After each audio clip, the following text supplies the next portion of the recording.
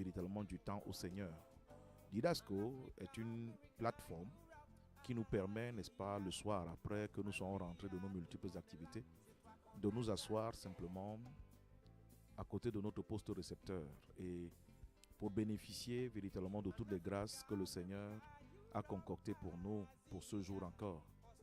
Dans ce microphone, je suis le révérend Dr Méga Pierre Duplex et de l'autre côté, pour appuyer sur les boutons essentiels afin que vous puissiez m'entendre dans la maison, c'est Barthélemy. Que le Seigneur visite encore particulièrement ce soir afin qu'ensemble nous puissions communier. Que Dieu bénisse ceux qui me suivent dans la ville de Yaoundé et au-delà même de la ville de Yaoundé. Que le Seigneur vous bénisse particulièrement et tous ceux-là qui sont devenus des inconditionnels de ce programme, des fans de cette émission Didasco.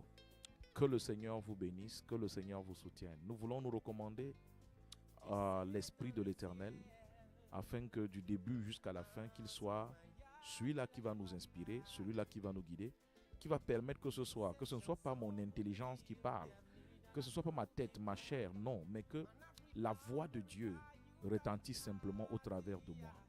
Alors tu vas te joindre à moi par ta foi, tu vas te joindre à moi par ton cœur et nous allons ensemble nous adresser au Seigneur.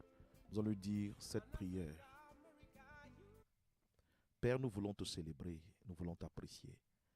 Tu es grand, tu es redoutable, tu es excellent. Grâce à toi, Éternel, nous ne perdons pas espoir. Grâce à toi, quel que soit ce que nos vies ont pu connaître, nous avons confiance en toi, nous espérons en toi. Nous savons que, Seigneur, par toi, même ce qui était déjà mort peut revenir à la vie. Nous savons que par toi, notre condition n'est pas désespérée. Seigneur, quel que soit ce par quoi nous sommes passés, nous savons que si nous venons à toi, sincèrement à toi de tout notre cœur, tu es capable de nous donner un nouveau départ. C'est pourquoi nous sommes nombreux, rassemblés ce soir, Seigneur, autour de toi, assis autour de toi, comme Marie qui était venue s'asseoir à tes pieds et qui buvait tes paroles. Nous voulons boire tes paroles ce soir. Nous voulons nous ouvrir à toi, ouvrir nos vies, nos corps, nos âmes, nos esprits. Nous voulons nous exposer, Seigneur, au rayon de ta lumière. Nous voulons que ta parole, qui est vivante et efficace, plus tranchante qu'une épée quelconque à double tranchant, opère en nous ce soir, Seigneur, comme aucun homme ne peut opérer. Tu nous connais mieux que nous-mêmes. Tu nous as tissés, tu nous as fabriqués. Seigneur, tu connais, Seigneur, ce qu'il faut changer en nous pour que nos vies ne soient plus jamais les mêmes. Saint-Esprit, nous apprécions ta présence, nous apprécions ta visitation. Saint-Esprit, nous te célébrons parce que tu descends dans chacune de nos maisons maintenant. Nous qui sommes connectés, Seigneur, par le médium de cette radio, Seigneur, notre roi, tu te connectes à nous. Saint-Esprit de Dieu, tu es là et tu es prêt à toucher une vie, à agir dans un corps, agir dans une âme. Tu es prêt, Seigneur, à essuyer les larmes de quelqu'un ce soir. Tu es prêt, Seigneur, notre Dieu, à nous donner un nouveau départ. L'occasion, Seigneur, notre Dieu, de repartir sur de nouvelles bases. C'est la raison pour laquelle nous t'apprécions et nous disons qui est comme toi, qui est semblable à toi, qui peut nous aimer comme toi tu nous aimes. Merci, Seigneur, pour tout ce que tu t'apprêtes à faire pour nous. Merci, Seigneur, pour tout ce que tu feras encore pour nous au-delà de tout ceci. C'est dans le merveilleux nom de Jésus que j'ai prié. Amen.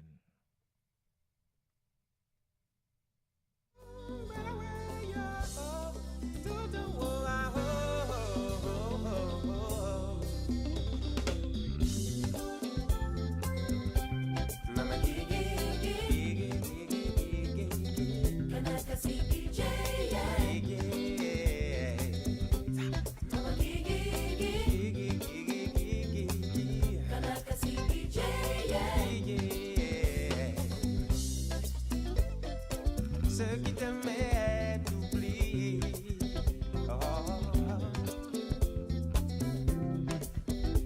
aucun ne se soucie de toi,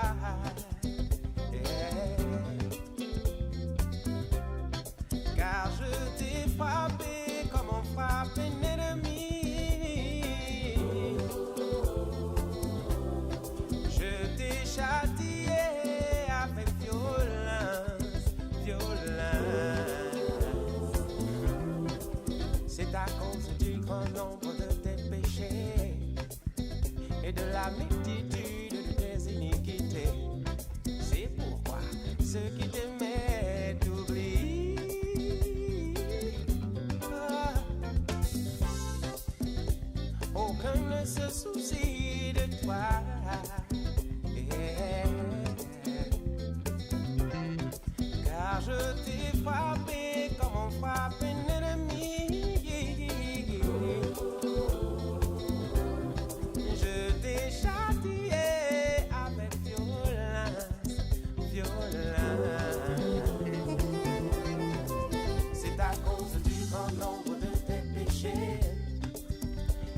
multitude de tes iniquités.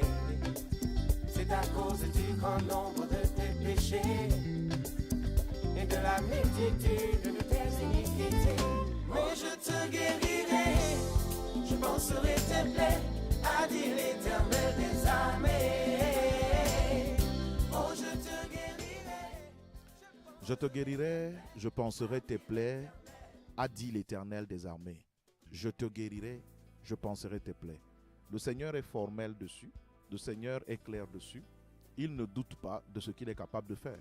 Il dit, je te guérirai, je panserai tes plaies. Ce soir, nous voulons prendre notre texte de base dans le livre de Genèse, Genèse chapitre 32, le verset 19.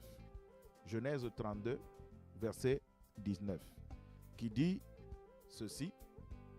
Il donna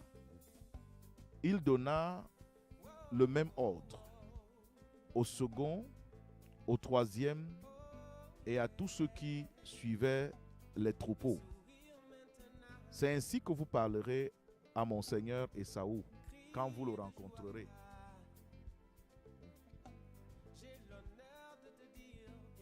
Donc, vous direz, voici ton serviteur.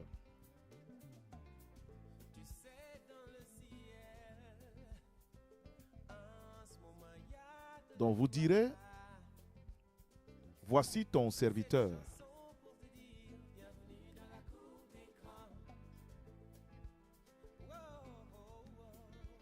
Vous direz, voici ton serviteur Jacob. Viens aussi derrière nous, car il se disait, je l'apaiserai par ce présent qui va devant moi. Ensuite, je le verrai en face et peut-être m'accueillera-t-il favorablement. Le présent passa devant lui et il resta cette nuit-là dans le camp. Il se leva la même nuit, prit ses 2 femmes, ses 2 servantes et ses 11 enfants et passa le gué de Jabbok. Il les prit, leur fit passer le torrent et le fit passer à tous ceux qui lui appartenaient. Jacob demeura seul.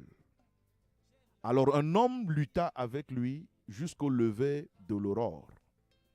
Voyant qu'il ne pouvait le vaincre, cet homme le frappa à l'emboîture de la hanche, et l'emboîture de la hanche de Jacob se démit pendant qu'il luttait avec lui. Il dit, « Laisse-moi aller, car l'aurore se lève. » Et Jacob répondit, « Je ne te laisserai point aller, que tu ne m'aies béni. » Il lui dit, « Quel est ton nom ?» Il répondit, « Jacob. » Il dit encore, « Ton nom ne sera plus Jacob, mais tu seras appelé Israël, car tu as lutté avec Dieu et avec des hommes, et tu as été vainqueur. » Jacob l'interrogea en disant, « Fais-moi, je te prie, connaître ton nom. » Il répondit, « Pourquoi demandes-tu mon nom ?» Et il le bénit là. Jacob appela ce lieu du nom de Péniel, car, dit-il, « J'ai vu Dieu face à face, et mon âme a été sauvée. » Le soleil se levait lorsqu'il passa Péniel. Jacob boitait de la hanche. Donc voici un extrait de Genèse 32, verset 19 jusqu'au verset 31, que nous venons de lire et qui nous raconte l'histoire de Jacob. Jacob, qui est un des patriarches du peuple d'Israël. Quand on parle des patriarches, on parle de Abraham, on parle de Isaac, on parle de Jacob. Abraham a fait Isaac, Isaac a fait Jacob. Et Jacob a fait 12 enfants qui sont devenus les 12 tribus qui ont formé le peuple Israël. Maintenant, on nous raconte l'histoire de Jacob à une période où Jacob s'était éloigné de son grand frère Ésaü. Parce que Abraham a fait Isaac, Isaac a fait Ésaü et il a fait Jacob. Maintenant, on se souvient que Jacob est celui qui a pris le droit d'aînesse que Ésaü avait. Un jour, parce qu'il avait faim, il a demandé à manger à son petit frère et son petit frère lui a dit, « Si tu me vends ton droit d'aînesse, je te donne cette nourriture. » Et il a dit, bon, je suis même déjà bien âgé. À quoi me sert le droit d'aînesse? Et il a donné le droit d'aînesse à son petit frère, qui depuis ce jour est devenu son grand frère. Et avec ce droit d'aînesse, il s'est arrangé avec sa mère afin que lorsque Isaac était en train de mourir, il désirait donner la dernière bénédiction à Ésaü. Et Jacob a joué avec sa mère Rebecca. Et finalement, c'est Jacob qui a pris la bénédiction finale de Isaac. Cette situation a tellement énervé Ésaü qu'il a juré qu'il allait tuer Jacob, son frère, aussitôt qu'on allait enterrer son père. Il a dit qu'aussitôt que papa sera enterré, je le jure, je vais tuer Jacob, mon petit frère. Et Rebecca, qui a été informée, a rapidement demandé à Jacob de faire son sac et de s'enfuir. Pardon. De faire son sac et de partir. Il dit, va chez Laban, mon frère, va te cacher là-bas, jusqu'à ce que la colère, jusqu'au jour où la colère de ton frère Ésaü va se calmer. Et Jacob s'est enfui, il est allé chez Laban, le frère de sa mère, et il a passé de longues années là-bas. Pendant qu'il était chez Laban, il a épousé les 2 filles de Laban pour lesquelles il a payé une dot de 14 années. C'est pour vous dire combien il a mis long là-bas chez Laban. Il a fait 7 ans de dot pour avoir sa femme, mais il se trouve que son beau-père l'a trompé. Lui a donné une autre à la place de celle qu'il voulait. Et son beau-père lui a dit que si tu as besoin de celle-ci véritablement, travaille encore seulement 7 ans, tu l'auras. Et il a travaillé 14 ans, finalement il a eu les 2 femmes. Et également, il était celui qui gérait le troupeau de son beau-père. Et il n'avait pas de troupeau. Il a encore fait usage d'artifices, de plans particuliers, pour pouvoir s'offrir un troupeau. Donc, à la fin, il a fini par avoir également un troupeau. Il a eu des serviteurs et des servantes. Et il était devenu très riche. À un moment, ne pouvant plus rester chez son beau-père, il a eu le projet de rentrer chez eux. Mais en rentrant, il était en train de redouter la rencontre avec son grand frère Ésaü. Et il se disait, quand je vais rencontrer Ésaü, certainement, il va me tuer. Mais qu'est-ce que je peux donc faire pour que Ésaü ne me tue pas? Cette question taraudait son esprit. Cette question était en lui et le travaillait. Et pendant qu'il cheminait, il réfléchissait que qu'est-ce que je peux faire pour que mon frère ne me tue pas quand il va me rencontrer. La Bible dit que il est arrivé à un endroit et il s'est reposé à cet endroit. Quand il partait chez Laban, sa mère lui avait demandé de partir, il était arrivé à cet endroit parce qu'il était fatigué, il s'est endormi et il a dormi avec la tête sur une pierre. Et cette nuit-là, il a fait un rêve où il voyait le ciel ouvert avec une grande échelle qui quittait les cieux sur la terre. Et il voyait les anges qui montaient et descendaient sur l'échelle. Quand il s'est réveillé, il dit, l'Éternel est en ce lieu et moi je ne le savais pas. Et il a appelé cet endroit Péniel, la maison de l'Éternel. Il a appelé cet endroit Péniel, qui signifie la maison de l'Éternel. Et maintenant, voilà que le lendemain, il s'est levé, il est parti. Mais maintenant, en rentrant, il arrive encore à cet endroit qu'il avait baptisé Péniel. À cet endroit où il avait eu cette vision, ce rêve qu'il avait marqué, où il avait vu que voilà la porte des cieux qui est à cet endroit. Il arrive à cet endroit-là et comme il avait beaucoup de richesses, beaucoup de biens, il s'est dit, ok, pour calmer mon frère, mon grand frère Ésaü, je vais lui envoyer beaucoup de présents, beaucoup de cadeaux en troupeau. Et il a organisé ses serviteurs et il dit à ses serviteurs, on dit, il donna le même ordre au second et au troisième. Donc 3 serviteurs et à tous ceux qui suivaient les troupeaux. Il dit, c'est ainsi que vous parlerez à mon seigneur Ésaü quand vous le rencontrerez. Il dit, vous direz, voici ton serviteur Jacob vient aussi derrière nous.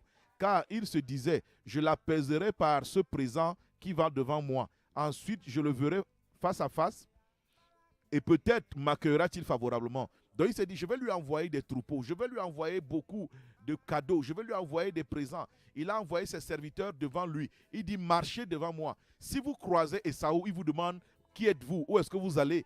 vous lui direz que vous êtes les serviteurs de son serviteur Jacob. Et vous lui direz que les troupeaux que tu vois là, c'est pour toi. C'est Jacob qui t'envoie ça. Jacob t'envoie ces troupeaux et il reconnaît qu'il est ton serviteur. Jacob t'envoie ces troupeaux, il se prosterne devant toi. Et Jacob dit qu'en faisant ça, il espérait que son frère allait trouver grâce. Il allait trouver grâce aux yeux de son frère et son frère n'allait pas le tuer. Et que son frère n'allait pas le tuer. Donc on dit que lorsqu'il a envoyé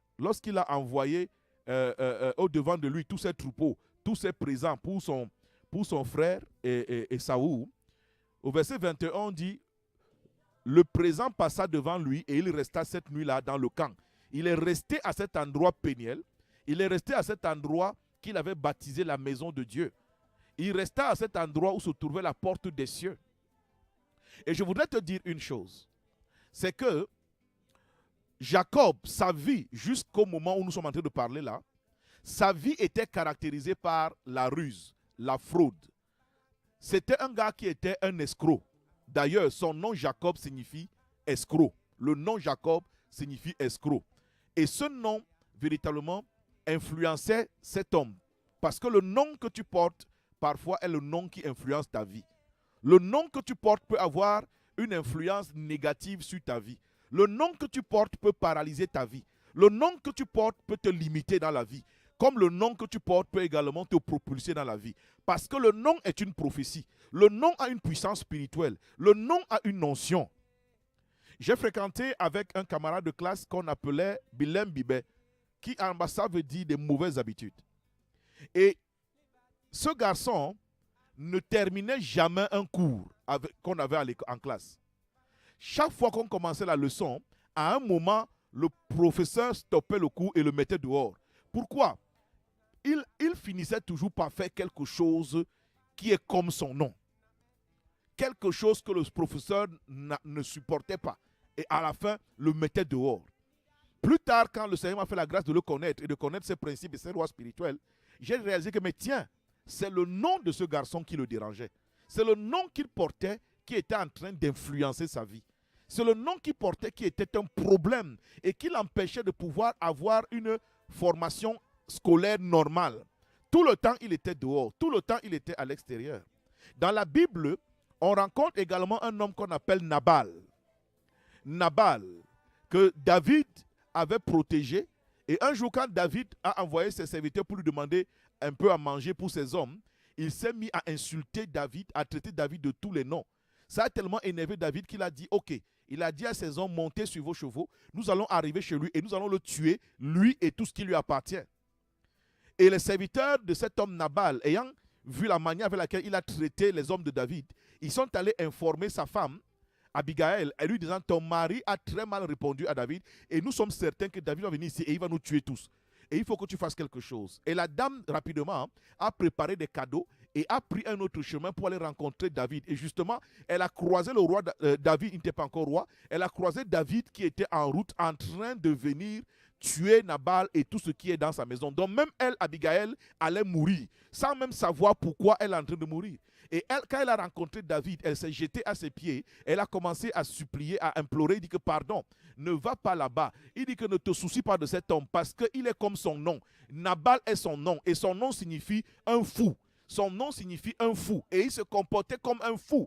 La femme la disait que ne va pas là-bas. Cet homme est comme son nom parce que Nabal est son nom. Donc le nom a une notion, le nom a une puissance prophétique sur toi. Par ton nom, tu peux voir ta destinée fermée. Par ton nom, tu peux voir ta destinée grandement ouverte. Pourquoi pensez-vous que Jésus-Christ a rencontré certains de ses disciples et il a changé leur nom? Pourquoi pensez-vous qu'il a changé leur nom? Il a changé leur nom parce que le nom décrit une nature. Le nom décrit un état. Si on change ton nom, on change ta nature. Si on change ton nom, on change ton état. Si on change ton nom, on change ton état. Donc, voici également que Jacob, on l'a appelé Jacob, qui signifie un escroc. Et il a passé sa vie à escroquer. Escroquer son grand frère, escroquer son père, escroquer son oncle, escroquer tout le monde. Il a passé toute sa vie à aller d'escroquerie en escroquerie.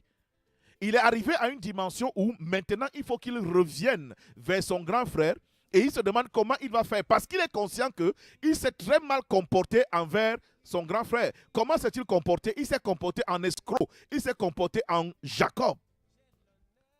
Il s'est comporté en Jacob. Et il croit maintenant qu'en envoyant des cadeaux à Esaü, son frère, il va pouvoir calmer son frère. Il croit qu'en envoyant des cadeaux, ça va calmer son frère. Et il y a beaucoup de personnes comme ça qui m'entendent, qui m'écoutent ce soir, qui ne comprennent pas pourquoi leur vie véritablement tourne comme en rond. Pourquoi leurs vies sont comme bouchées dans un tunnel. Parfois, c'est le nom que tu portes. Le nom que tu as là. Le nom que tu as est un problème. Ce nom est en train de fermer ta destinée. Ce nom est en train de fermer ta destinée, de t'empêcher véritablement de devenir ce que Dieu a toujours voulu que tu sois. Dieu qui t'a créé pour la gloire, Dieu qui t'a créé pour que tu sois la tête et non la queue, Dieu qui t'a créé pour que tu ailles de succès en succès, de réussite en réussite et que ce soit une bénédiction pour les familles de la terre. Mais tu n'arrives même pas à t'épanouir, ne serait-ce même que dans ton quartier, seulement même ne serait-ce que dans ton voisinage immédiat. Tu fais tous les efforts possibles, mais tous tes efforts, rien ne donne, rien ne perce. Dans le cadre de cette émission, nous croyons par la grâce de Dieu, nous voulons aller doucement en t'amenant à comprendre qu'est-ce qui peut être à l'origine du blocage de ta vie. Qu'est-ce qui peut vraiment paralyser ton existence. Il faut que tu comprennes que Dieu qui a créé son monde et a soumis le monde à des lois et à des principes spirituels qui parlent et qui t'influencent. Que tu sois conscient de ça ou pas. Si tu violes la loi va bloquer ta vie. Si tu violes les principes se dresseront contre ton avenir. Et dans le cas de Jacob, on avait violé le principe en lui donnant un nom qui était un programme d'échec, en lui donnant un nom qui était le blocage de sa vie. Jacob, qui signifie un escroc. Et toute sa vie, il a passé sa vie à escroquer. Et maintenant qu'il n'a plus le choix, il est arrivé au bout de son parcours, il faut maintenant qu'il gère le retour, comme on dit au Cameroun. Il faut gérer le retour. Et maintenant, il se dit qu'en envoyant des cadeaux, il va pouvoir gérer le retour. Il se dit maintenant que toutes les personnes qu'il a escroquées, toutes les personnes qu'il a abusées, il se dit qu'en envoyant des cadeaux maintenant, il va calmer tout le monde. Mais non. Et son grand frère Esaü avait juré que je vais le tuer. Je vais le tuer. Le jour où je vais le rencontrer, je vais le tuer. Je n'aurai pas de repos tant que je ne l'aurai pas tué. Donc en face de Jacob, c'est la mort. Il savait que la mort est en face de moi. Mais comment je fais pour échapper à cette mort? Comment je fais pour éviter cette mort? Toi aussi peut-être, tu es dans une situation où tu es déjà certain que la mort se dessine devant toi. Tu es déjà certain qu'il n'y a plus d'espoir pour toi. C'est fini pour toi. Mais qu'est-ce que l'histoire nous raconte? Qu'est-ce que la Bible nous dit?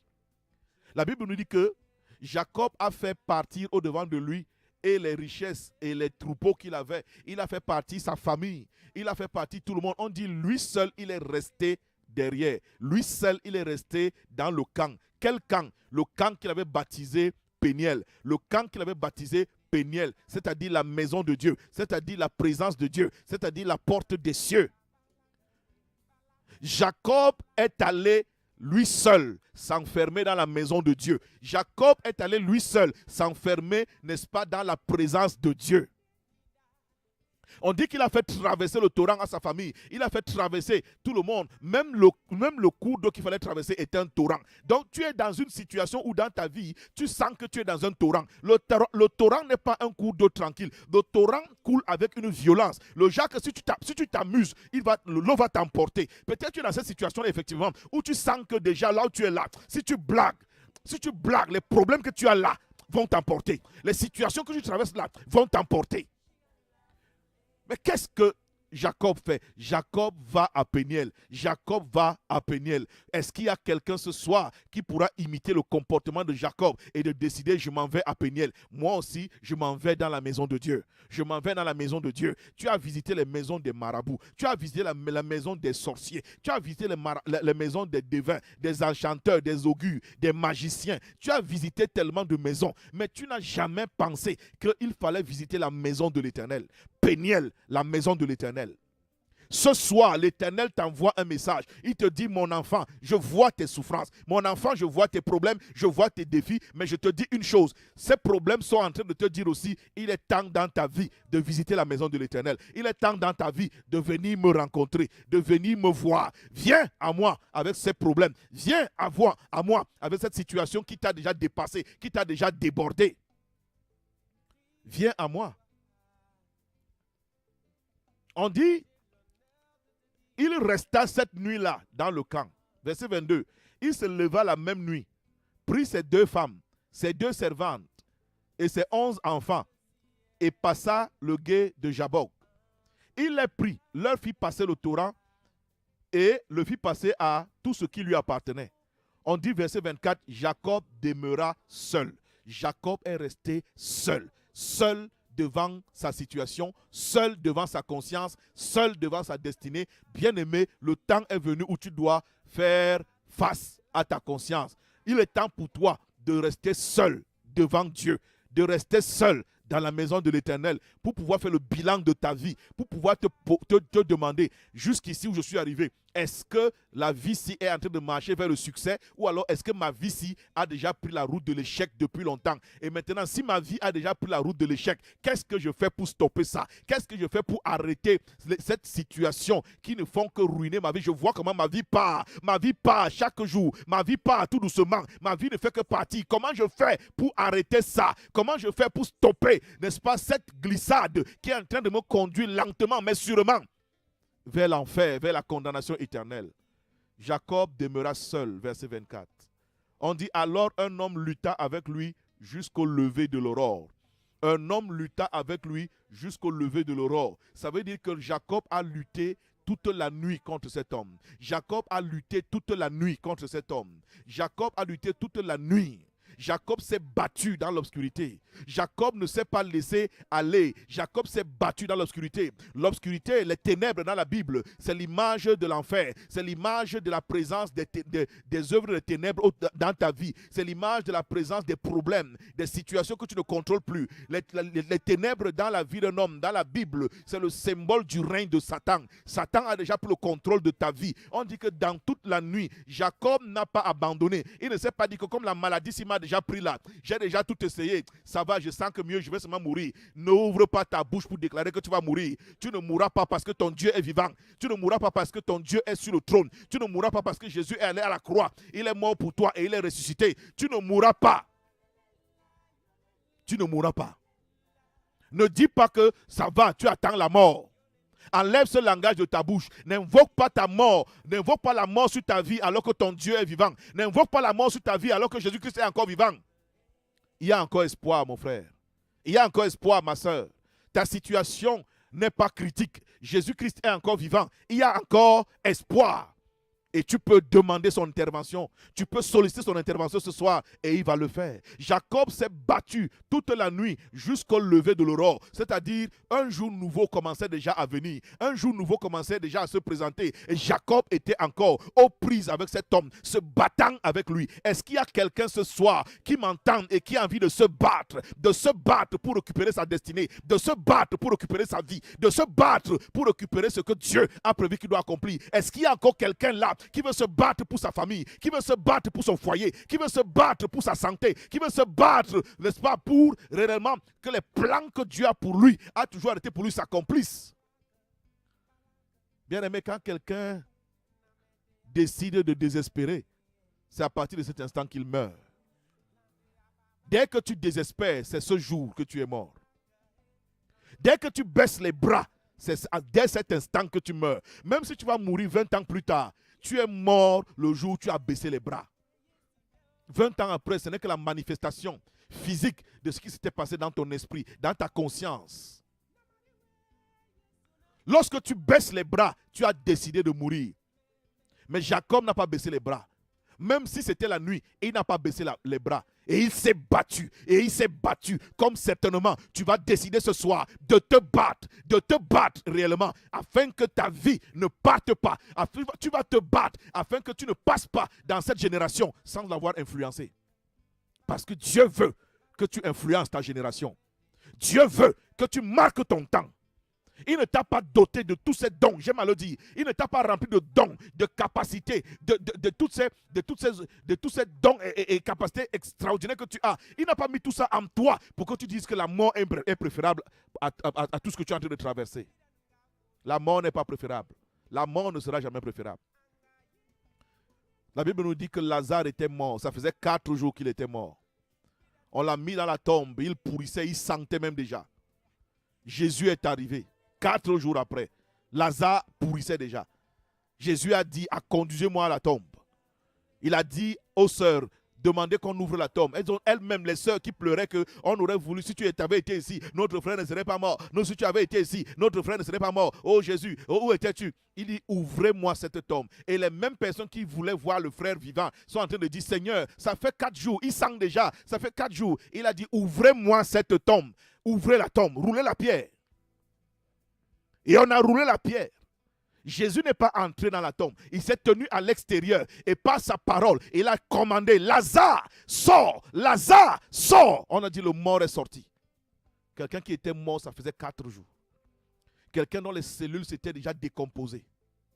Quelqu'un dont les tissus étaient déjà partis.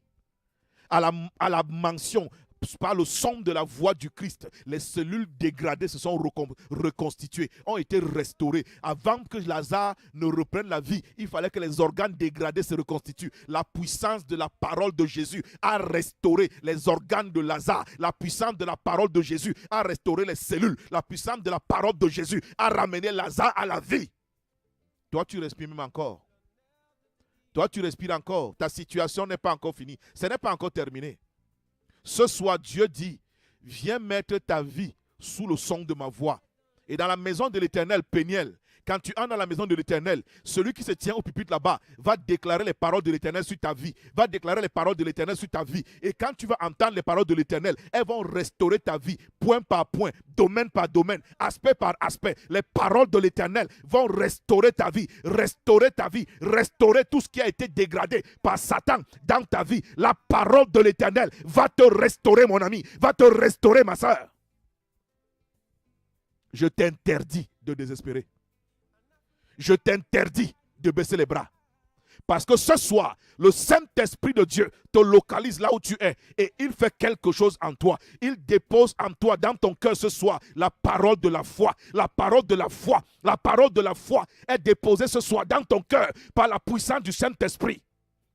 Une espérance que tu ne connaissais plus depuis naît dans ton cœur ce soir.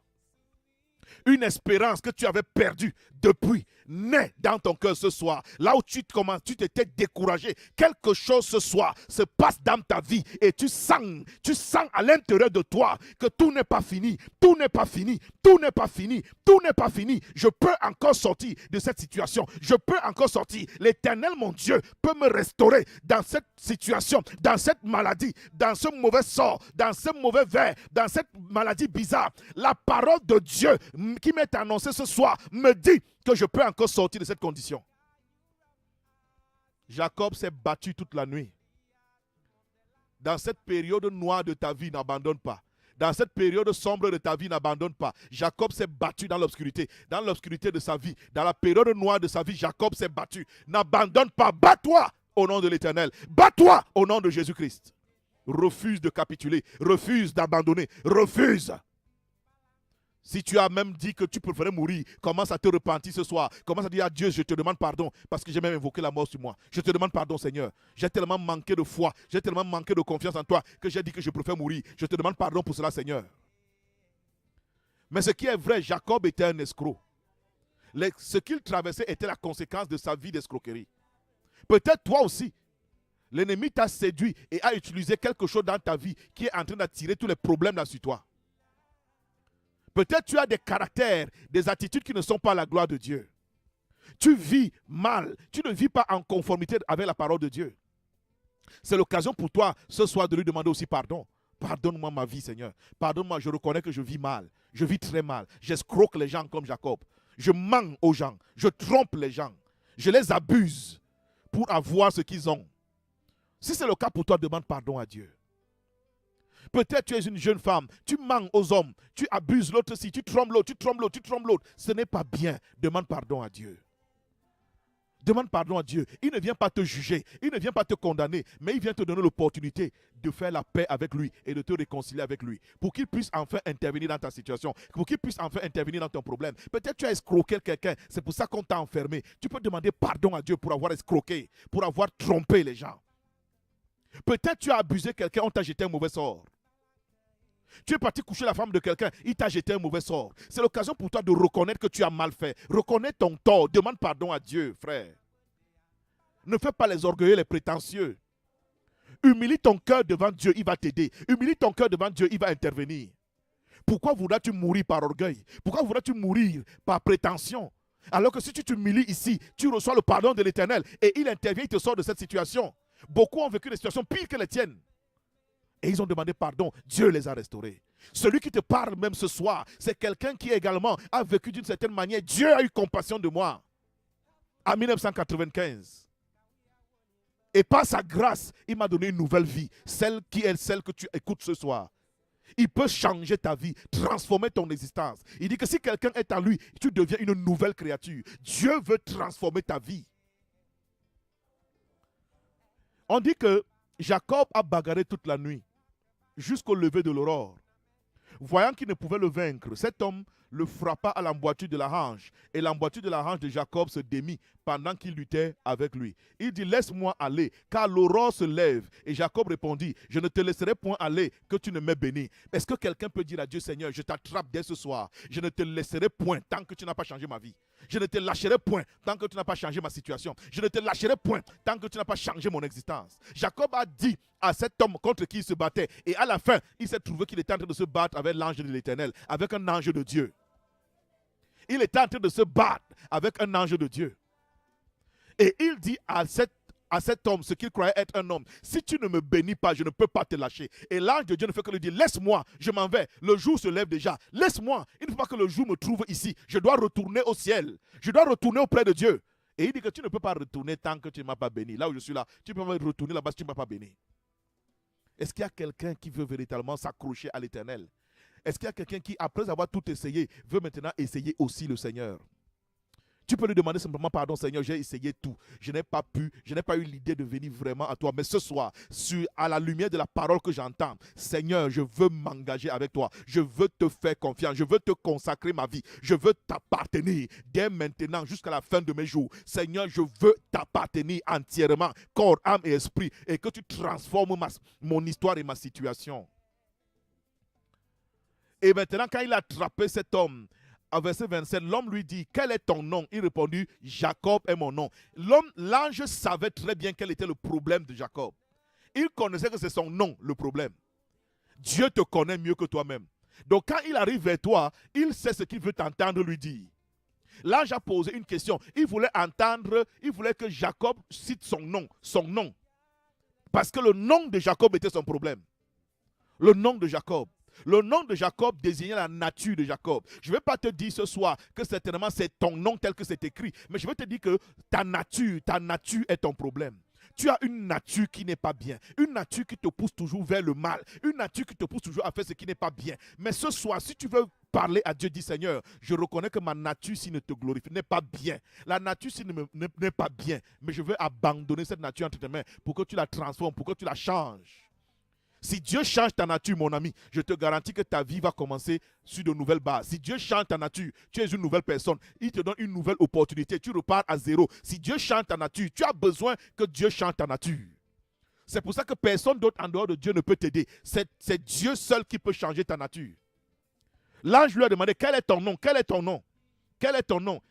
Il répond, Jacob est mon nom. Verset 28, il dit encore, ton nom ne sera plus Jacob. Ton nom ne sera plus Jacob. Je vais changer ta nature. Tu n'auras plus cette nature dorénavant. Cette nature d'escroc que tu avais, tu n'auras plus ça. Je vais changer cette nature d'escroc. Je vais changer cette nature. Je vais te donner une nouvelle nature. Dieu savait au ciel que même si Jacob donne tout son troupeau de brebis à Ésaü son frère, Ésaü va le tuer. Et Dieu savait aussi que pourtant, si je change la nature de Jacob, si je change sa nature, son frère ne le reconnaîtra plus. Si je change sa nature, son frère ne le reconnaîtra plus. Et parce que sa nature aura changé, son frère n'aura plus besoin de le tuer.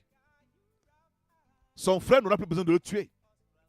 Si Dieu change ta nature, tous les problèmes, les esprits méchants, mauvais que Satan a relâchés contre toi là, si Dieu change ta nature, tu ne seras plus la personne que ces démons sont venus chercher. Tu seras une autre personne et du coup ils vont te laisser en paix. Si Dieu change ta nature, tu vas connaître la paix, bien-aimé. Tu vas connaître la paix. Il dit, ton nom ne sera plus Jacob, mais tu seras appelé Israël. Tu seras appelé Israël. Israël signifie le prince de l'Éternel, celui qui combat aux côtés de Dieu. Imagine, ton nom part de escroc à prince de l'Éternel, celui qui combat aux côtés de Dieu. Dieu a changé son histoire. Dieu a changé sa nature. Dieu a changé sa vie. Dieu a changé tout ce qu'il était. Et c'est ce qu'il a envie de faire dans ta condition. Mais il voudrait que tu acceptes de changer ta nature. Et maintenant, pour que tu changes cette nature, décide de lui remettre cette nature. Dis-lui, Seigneur, je te remets ma nature. Prends-la, change-la. Change ma nature. Change mon histoire. Change ce que je suis. Et certainement, les problèmes que je connais disparaîtront autour de moi. Est-ce qu'il y a quelqu'un réellement qui voudrait le faire ce soir? Est-ce qu'il y a quelqu'un qui voudrait le faire? Jacob l'interrogea en disant, fais-moi, je te prie, connaître ton nom. Il répondit, pourquoi demandes-tu mon nom? Et il le bénit là. Parce que le nom de Jacob avait changé. Maintenant, il pouvait avoir accès à la bénédiction. Tant que son nom restait Jacob, il n'y avait aucune bénédiction qui pouvait descendre sur lui. Tant que la nature que tu as là, cette nature qui te pousse toujours vers le mal, à faire le mal, aussi longtemps que tu ne permets pas à Dieu de prendre ça, d'enlever ça, pour te donner une nouvelle nature, bien-aimé, tu n'auras part à aucune bénédiction qui vient de la part de l'Éternel. Dans 2 Corinthiens 5 au verset 17, il dit que si quelqu'un est en Christ, il est une nouvelle créature. Il est une nouvelle créature. Les choses anciennes vont passer. Toutes choses vont devenir nouvelles. Dieu te donne l'opportunité ce soir de mettre ton passé dans le passé et de démarrer une nouvelle vie avec lui. Parle simplement à Dieu ce soir. Et dis-lui, Seigneur, pardonne-moi. Seigneur, pardonne-moi. J'ai fait des erreurs. J'ai pris des mauvaises décisions dans ma vie. J'ai pris des orientations qu'il ne fallait pas. Il faut que tu comprennes ça. Est-ce que tu peux décider ce soir? Est-ce que vraiment tu veux que ta vie change radicalement? Si tel est le cas, dis-le à Dieu ce soir. Il est là, il t'entend. Il est là dans la maison, à côté de toi. Son Saint-Esprit est là. Dans ton cœur, il te parle. Depuis que je suis en train de parler ici, il est en train de dire des choses dans ton cœur. Il te convainc. Tu entends une voix qui te parle à l'intérieur de ton cœur. Il te dit, tu entends ça, tu entends ça, tu entends ça. Cette voix-là, c'est la voix du Saint-Esprit qui est à côté de toi. Il est en train de parler dans ton cœur, en cet instant même. Alors tu peux décider ce soir. Je mets ma vie dans la nouvelle direction que Dieu veut pour moi. J'abandonne la manière avec laquelle j'ai vécu jusqu'à présent. Je décide de ne plus compter sur mes propres capacités de menteur, d'escroc, de jongleur. J'abandonne cette vie-là. Maintenant, je veux une vie simple que le Seigneur bâtira chaque jour. Alors, si tel est le désir de ton cœur, tu vas simplement disposer ton cœur. J'ai envie de prier pour toi. Si telle est la décision de ton cœur, alors tu vas t'incliner simplement, incliner ta tête devant le Seigneur et je vais prier pour toi. Seigneur, je viens te prier maintenant pour mon frère. Je te prie pour ma soeur qui, après avoir écouté cette parole, oh Dieu, a décidé dans son cœur de se tourner vers toi, a décidé dans son cœur de revenir à toi, a décidé dans son cœur de se réconcilier totalement avec toi.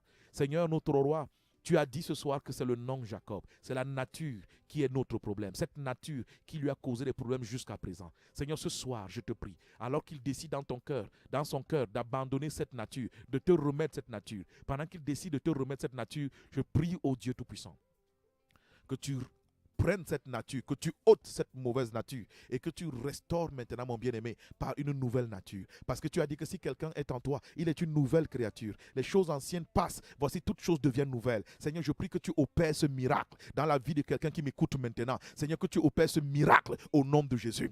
Ce miracle de la nouvelle naissance, ce miracle de la nouvelle naissance. Parce que cette personne se répand de sa vie passée, de sa mauvaise vie passée et qu'elle réclame une nouvelle vie avec toi, qu'elle désire une nouvelle vie avec toi. Seigneur, merci parce que ta main n'est pas courte. Ta main visite cette personne maintenant. Ta main visite sa condition. Ta main visite sa situation et l'en délivre maintenant au nom de Jésus-Christ. Tu es délivré de cette condition. Tu es délivré de cette situation.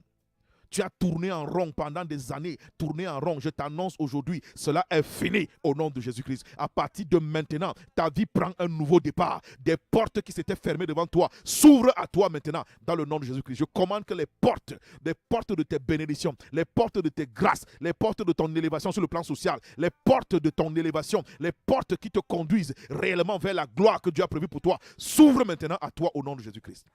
L'onction de Dieu coule sur toi. L'onction de Dieu coule sur toi. L'onction de Dieu coule sur toi. L'onction de Dieu coule sur toi. L'onction de Dieu coule sur toi.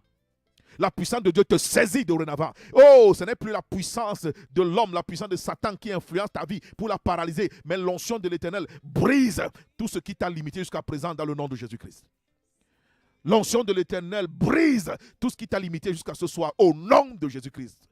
Je viens commander que cette prison spirituelle dans laquelle on t'a enfermé, tu sors de cette prison spirituelle au nom de Jésus. Tu sors de cette prison spirituelle au nom de Jésus. Comme Lazare, tu sors de cette tombe spirituelle dans laquelle tu as été enfermé. Au nom de Jésus, tu sors. Tu sentais mauvais au point où chaque fois que tu approchais quelqu'un pour un emploi ou pour n'importe quoi, on te repoussait parce que sur le plan spirituel, tu dégageais une mauvaise odeur qui amenait les gens à te repousser. Dorénavant, cela s'arrête, cela s'arrête, cela s'arrête. Au nom puissant de Jésus-Christ. Au nom puissant de Jésus-Christ. Le sang de l'agneau qui a coulé sur la croix descend sur ta vie ce soir. Et ta vie est lavée. Ta vie est lavée. Ta vie est lavée. Ta vie est lavée. Au nom puissant de Jésus-Christ. Un vêtement nouveau de faveur et de grâce est répandu sur toi. Un vêtement nouveau de faveur et de grâce est répandu sur toi. Un vêtement nouveau de faveur et de grâce est répandu sur toi dans le nom de Jésus-Christ. Là où on te rejetait, on va désormais t'accepter. Là où on te repoussait, les portes seront ouvertes parce que désormais, tu es revêtu du vêtement de faveur de l'Éternel. Du vêtement de faveur de l'Éternel. Et tu trouves grâce aux yeux des hommes. Tu trouves grâce aux yeux des hommes, aux yeux des circonstances, aux yeux des situations de la vie. Les portes de l'emploi s'ouvrent à toi. Des portes d'opportunité dans la vie s'ouvre à toi au nom puissant de Jésus, au nom puissant de Jésus-Christ. Là où tout le monde déclarait que c'est fini pour toi, l'Éternel dit c'est pas fini. Ce n'est pas fini du tout. Ce n'est pas fini du tout. Je te plonge dans le sang de l'agneau. Je te scelle dans le sang de l'agneau. Et je proclame un nouveau départ sur ta vie. Un nouveau départ sur ta vie. Tu es béni dans le nom de Jésus-Christ. Un nouveau départ sur ta vie. Ton histoire change. La puissance du Saint-Esprit te saisit et transforme ton histoire. Gloire à Jésus-Christ. Si tu t'es engagé ce soir, véritablement dans cette prière, je vais t'inviter. On a dit que Jacob s'est battu. Jacob n'a pas croisé les mains. Beaucoup de personnes croient que non, quand on s'engage avec Dieu, on croise les mains. On ne devient pas paresseux dans la vie. Maintenant, ce qui se passe, c'est que quand tu vas aborder la vie, le Seigneur va t'accompagner. Il sera à côté de toi pour te donner du succès, pour te donner de la réussite. Et toi qui as fait cette prière ce soir pour t'engager au Seigneur, peut-être tu n'avais pas encore commencé un programme de lecture de la Bible. Je t'invite à commencer à lire ta Bible. Commence à lire les évangiles. Prends ta Bible et commence à lire les évangiles. Commence dès ce soir. Commence dès ce soir. Au plus tard demain matin, commence.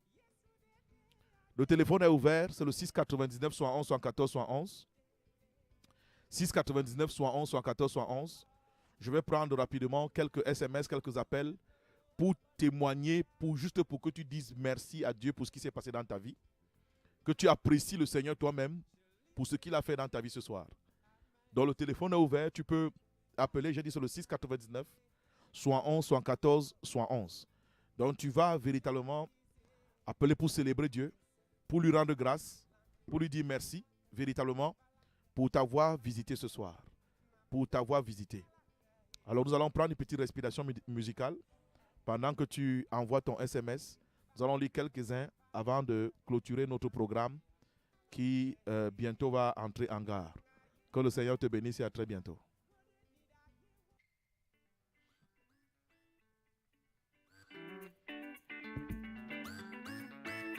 Ah, mais où aller?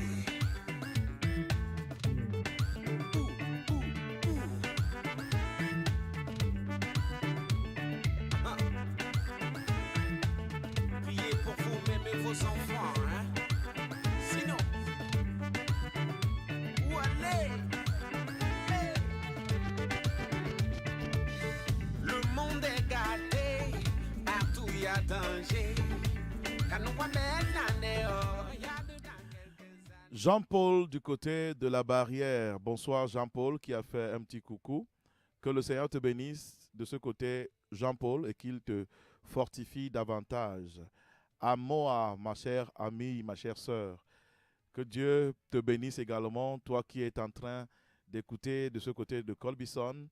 Rufine, qui également a réagi. Bien sûr, mais je n'ai pas de crédit pour appeler. Ne t'inquiète pas, le Seigneur sait ce que tu voulais lui dire. Qu'il te bénisse véritablement, ma chère Rufine. Stéphane de Oza également. Que le Seigneur te bénisse véritablement de ce côté et qu'il continue à rendre son œuvre parfaite dans ta vie. Il y a Paul de Mécolon également qui a réagi. Paul, que le Seigneur te bénisse, que le Seigneur te fortifie véritablement. Il y a Michel qui également a réagi. Bonsoir pasteur, peut-être béni avant. Peut-on être béni avant de connaître Dieu? Je crois, c'est ça. Je n'arrive pas à bien lire. Peut-on être béni avant de connaître Dieu? La véritable bénédiction, c'est celle qui se fait lorsque nous sommes réconciliés avec Dieu. Si tu n'es pas réconcilié avec lui, comment peux-tu jouir de quelque chose qui lui appartient? Parce que quand tu n'es pas encore réconcilié avec lui, tu te contentes. Quelqu'un a dit, la dame qui est venue demander la délivrance de sa fille qui était atteinte, qui était menacée par les démons, sa fille de 12 ans, et le Seigneur lui a dit, on ne prend pas la nourriture des enfants pour donner aux petits chiens. Elle a dit, c'est vrai. Elle dit, mais les petits chiens quand même se contentent des miettes qui tombent de la table de leur maître. Donc, c'est aussi ça. Si tu veux la bénédiction véritable de l'Éternel, il faut commencer par te réconcilier avec lui. Et quand tu te réconcilies avec lui, alors il t'ouvre à la bénédiction des fils, à la bénédiction des enfants. Il y a le 6,99, 99, 12, 89. Bonsoir, c'est Raphaël de Ngoaikele. Raphaël, que le Seigneur te bénisse et qu'il continue à rendre son œuvre parfaite dans ta vie, qu'il te soutienne dans toutes choses et par son Saint-Esprit, qu'il te ramène sur les sentiers de ta destinée. L'apôtre Sonwa Armand, que le Seigneur te bénisse, homme de Dieu. Merci pour ton soutien. Et l'apôtre qui dit que Dieu te bénisse abondamment, mon frère jumeau. J'étais à l'écoute et je suis béni. Oh, que le Seigneur te fortifie davantage. Réellement, c'est mon frère jumeau. C'est mon frère jumeau. Que le Seigneur bénisse. Il y a le 657, 48, 64, 36. Bonsoir, Bandolo de Messassi. Homme de Dieu, je veux me séparer de la mode, les passions de la jeunesse. Oui, déjà tu as fait le premier pas. Si tu as prié comme nous avons prié ce soir, tu as fait le premier pas. Maintenant, c'est pour ça que j'ai instruit qu'il faut commencer à lire la parole. Vous savez, la Bible dit, la foi vient de ce qu'on entend et ce qu'on entend de la parole de Dieu. Quand vous lisez constamment les Écritures, la parole de Dieu, quand vous écoutez constamment les enseignements bibliques, ça provoque la foi en vous. Et c'est cette foi qui libère la puissance qui vous sort de certaines choses. Il y a certaines modes, les passions de la jeunesse. Si la main de Dieu n'intervient pas puissamment, vous ne pourrez pas libérer. Donc si vous n'avez pas cette habitude de lire la parole de Dieu constamment, afin que ce que vous découvrez dans la parole de Dieu mûrisse votre foi, affermisse votre foi, il y a des choses dans lesquelles vous ne sortirez jamais. Donc, bien-aimé, tu commences déjà par le programme de lecture du Nouveau Testament, commence à lire le Nouveau Testament et petit à petit, je vais certainement revenir vers toi après l'émission, je vais te rappeler et on va davantage prendre un autre programme qui va permettre, n'est-ce pas, que cette situation soit réglée de la meilleure des façons. Et il y a Tatiana de Oza, que Dieu te bénisse. Bonsoir, homme de Dieu. Mon fils est malade depuis qu'il a 6 mois. Il a déjà 2 ans. Il est toujours malade. Il y a une poule dans son ventre. S'il vous plaît, priez pour mon fils. Si ton fils est à côté de toi, je ne sais pas s'il est à côté de toi, je veux que tu poses ta main sur son ventre. Je veux que tu poses ta main sur son ventre là maintenant. Et je vais proclamer ces paroles dans le nom de Jésus. Toi, esprit démoniaque, qui maintient cet enfant dans la captivité de la maladie depuis qu'il a 6 mois. Ton jour est arrivé parce qu'il y a un temps pour toute chose sous le soleil. Sors de la vie de cet enfant maintenant. Je te l'ordonne.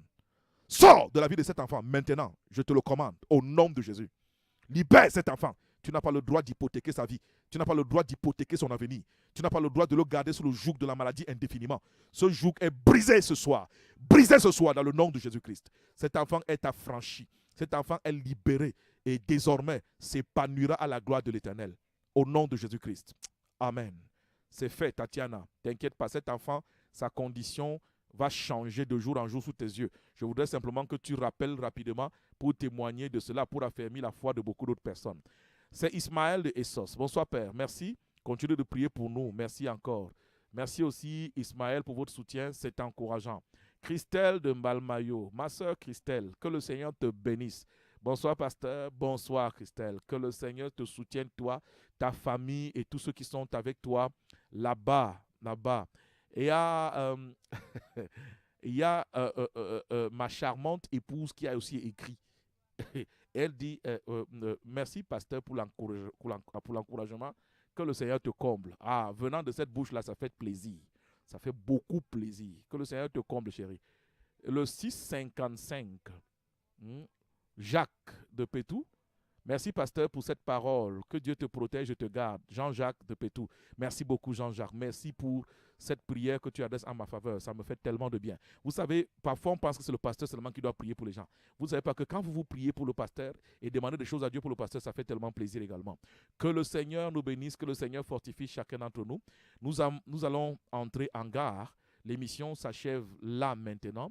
Je ne voudrais pas partir sans te dire que demain, c'est dimanche. Nous avons un excellent culte d'adoration. Demain, à l'église du côté de Colbison, derrière le délégué du gouvernement, à côté de l'école maternelle et primaire Les Princes Intelligents.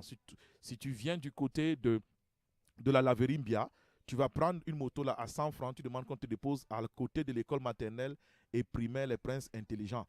Si tu viens du côté de Colbison, tu arrives au premier carrefour Colbison, tu prends les motos qui vont derrière la gendarmerie, tu dis également qu'on te dépose à l'école Les Princes Intelligents. Tu arrives là demain à 9h et nous aurons le temps de pouvoir se dire un petit coucou avant de commencer le culte qui lui commence à 9h30. Ou alors maintenant, si tu oublies toutes les directives que je viens de te donner là, tu appelles demain au 670 01 75 55. Le 670 01 75 55, c'est le secrétariat de l'église. Et tu demandes qu'on t'indique comment tu fais pour arriver à l'église. Ou alors tu appelles le 699, mon numéro, et je me ferai un plaisir de t'indiquer où se trouve l'église. Et tu vas venir et nous allons offrir à l'Éternel un excellent culte d'adoration. Et pendant que nous serons en train de l'adorer, je suis convaincu, l'Éternel te visitera et te fera davantage du bien. L'émission, c'est Didasco, une émission qui vous est proposée par le ministère Espoir Divin. Je suis content d'avoir été là. Je suis content que de l'autre côté, notre bien-aimé Barthélemy a de main de maître conduit cette émission de bout en bout. Réellement, à la maison là-bas, quand vous allez prier ce soir, demandez à Dieu de le bénir également abondamment. Nous bénissons le staff, la direction de la radio, et que le Seigneur continue à nous amener tous vers l'avant. Que le Seigneur vous bénisse. À très bientôt.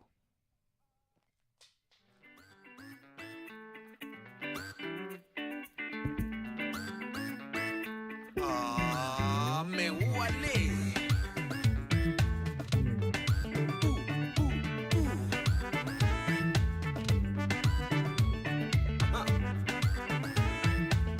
Priez pour vous, m'aimer vos enfants, hein?